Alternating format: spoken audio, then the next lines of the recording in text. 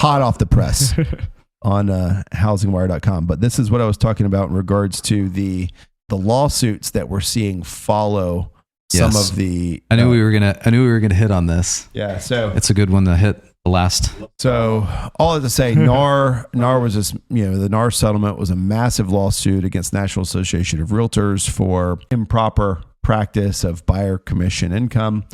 We've beat this to a pulp. Buyers, if you don't know, you now have to sign a buyer agency agreement before ever seeing a house. We don't like it either. It's here. It does give you some controls in the process. Make sure you find somebody that represents you well. That's all I'll say on that. Find somebody you trust, that you're willing to have manage your buying process and going to give you good help.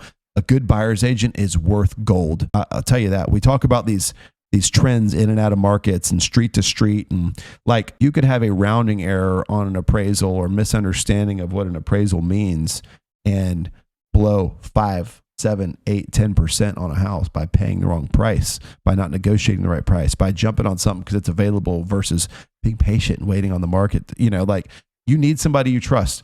Nobody's making perfect buying decisions ever.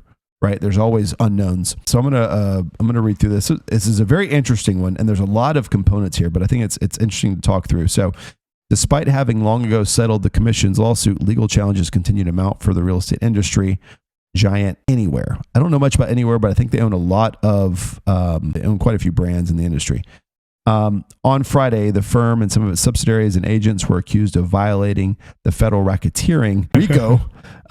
Nobody wants RICO charges. That's no joke. The lawsuit, which alleges claims of false advertising, was filed in a U.S. District Court in Minnesota by plaintiff Michael and Lauren Campoli. They're demanding a jury trial and more than $75 million in punitive damages and compensation for litigation costs and emotional distress.